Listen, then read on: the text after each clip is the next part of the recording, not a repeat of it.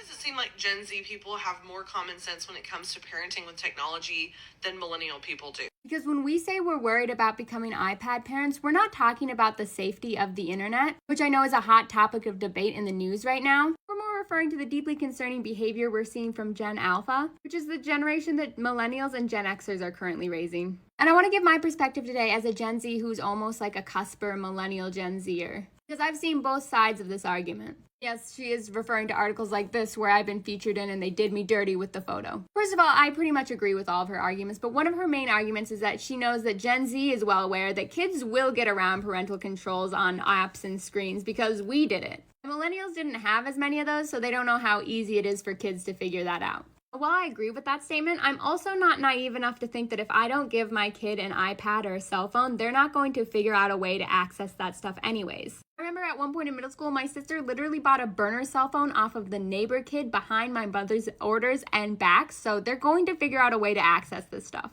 I was at a concerning age when websites like Chatroulette and Omega were popular and first dropped. And we always had friends whose parents were too strict to let them do stuff like that, obviously. So we'd all just go over to someone else's house whose parents didn't keep locks on the desktop. So they're going to figure out a way to access things on the internet they shouldn't be seeing one way or another. It is an unfortunate reality and very concerning, almost rite of passage on the internet until all of these sites figure out how to protect children and people in general better. Like there were always kids in the lunchroom begging for a turn on your iPod. And you shared it with them because you were friends. So my opinion is that my kids will be getting iPads because technology is important to learn, and if you don't give them access to technology, you're really stunting them in the long run. And most studies and research indicate that it's not the presence of it, it's the excessive unregulated use of it all that's leading to behavioral and developmental issues. But it's going to be used in the same way we would use our Leap pads or the desktop computer at home. At home, it stays in a certain area, or it's just heavily monitored, and you get a very limited amount of usage of it every day or week. If we're out running errands and doing something in a public space for a super long time, or on road trips or airplanes, of course it will go with us.